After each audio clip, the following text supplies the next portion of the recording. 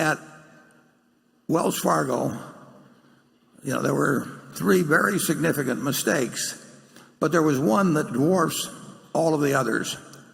You're going to have incentive systems at any business, almost any business. There's nothing wrong with incentive systems, but you've got to be very careful what you incentivize. And you can incentivize bad behavior, and if so, you better have a system for recognizing it. Clearly, at Wells Fargo, there was an incentive system built around the idea of cross-selling and number of services per customer, and the company in every quarterly investor presentation highlighted how many services per customer. So it was the focus of the organization, a major focus, and undoubtedly people got paid and graded and promoted based on that number, or at least partly based on that number. Well, it turned out that was incentivizing the wrong kind of behavior. We've made similar mistakes. I mean, any company's going to make some mistakes in designing a system, but it's a mistake, and you're going to find out about it at some point, and I'll get to how we find out about it. But the biggest mistake was that, and I don't know, obviously I don't know the facts as to how the information got passed up the line at Wells Fargo, but at some point, if there's a major problem, the CEO will get wind of it. And that is, at that moment, that's the key to everything, because the CEO has to act. That Solomon situation that you saw happened because on April, I think, 28th, the CEO of Solomon, the president of Solomon, the general counsel of Solomon, sat in a room, and they had described to them by a fellow named John Merriweather some bad practice, terrible practice that was being conducted by a fellow named Paul Moser, who worked for him. And Paul Moser was flim-flamming the United States Treasury, which is a very dumb thing to do. And he was doing it partly out of spite, because he didn't like the Treasury and they didn't like him. So he put in phony bids for U.S. Treasuries and all of that. So on April 28th, roughly, the CEO and all these people knew that they had something that had gone very wrong, and they had to report it to the Federal Reserve Board in New York, or Federal Reserve Bank in New York. And the CEO, John Goodfriend, said he would do it, and then he didn't do it. And he undoubtedly put it off just because it was an unpleasant thing to do. And then on May 15th, another Treasury auction was held, and Paul Moser put in a bunch of phony bids again. And at this point, it's all over, because the top management had known ahead of time, and now a guy that was a pyromaniac had gone out and lit another fire, and he lit it after they'd been warned that he was a pyromaniac, essentially. And it all went downhill from there. It had to stop when the CEO learns about it. And then they made a third mistake, actually, but again, it pales in comparison to the second mistake.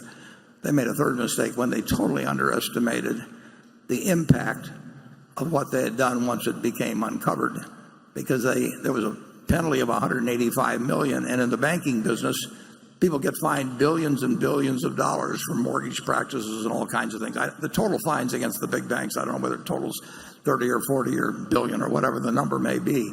So they measured the seriousness of the problem by the dimensions of the fine, and they thought a $185 million fine signaled a less offensive practice than something involved $2 billion, and they were totally wrong on that. But the main problem was they didn't act when they learned about it. It was bad enough having a bad system, but they didn't act. At Berkshire, we have the main source of information for me about anything that's being done wrong at a subsidiary is the hotline. Now, we get 4,000 or so hotline reports, or that come, we get communications on the hotline, perhaps 4,000 times a year, and most of them are frivolous. The guy next to me has bad breath or something like that. I mean, but there are a few serious ones, and the head of our internal audit, Becky Amick, looks at all those people. A lot of them come in anonymous, probably most of them, and some of them she refers back to the companies, probably most of them. But anything that looks serious, I will hear about, and that has led to action. We'll put it more than once, and we spent real money investigating some of those. We put special investigators sometimes on them, and like I say, it is uncovered certain practices that we would not at all condone at the parent company. I think it's a good system. I don't think it's perfect. I don't know what. I'm sure they've got an internal audit at Wells Fargo, and I'm sure they've got a hotline, and I don't know the facts, but I would just have to bet that a lot of communications came in on that, and I don't know what their system was for getting them to the right person, and I don't know who did what at any given time. But it was a huge error if they were getting, and I'm sure they were, getting some communications and they ignored them, or they just sent them back down to somebody down below. Charlie, you followed it. What are your thoughts on it? Well, put me down as skeptical when some law firm thinks they know how to fix something like this. If you're in a business where you have a whole lot of people under incentives very likely to cause a lot of misbehavior, of course you need a big compliance department. Every big wirehouse stock brokerage firm has a huge compliance department, and if we had one, we would have a big compliance department too, wouldn't we, Warren? Absolutely. Absolutely. But that doesn't mean that everybody should try and solve their problems with more and more compliance. I think we've had less trouble over the years by being more careful in whom we pick to have power and having a culture of trust. I think we have less trouble, not more. But we will have trouble from time to time. Yes, of course. Yeah. We'll be blindsided someday. Charlie says an ounce of prevention.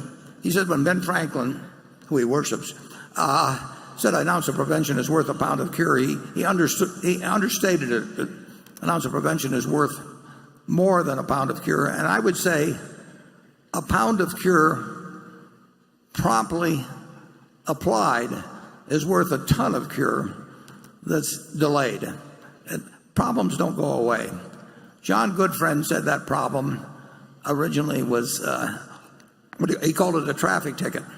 He told the troops there at Solomon it was a traffic ticket, and it almost brought down a business.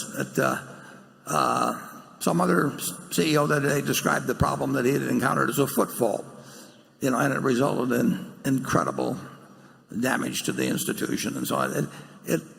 You've got to act promptly, and frankly, I don't know any better system than hotlines and anonymous letters. To me, I get anonymous letters, and I've gotten 3 or 4 of them, probably in the last 6 or 7 years, that have resulted in major changes.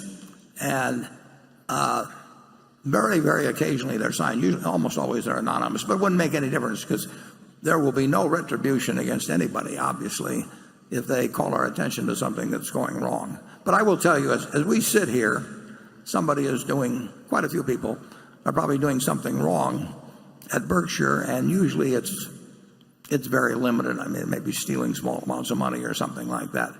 But when it gets to some sales practice like was taking place at Wells Fargo, you can see the kind of damage it would do.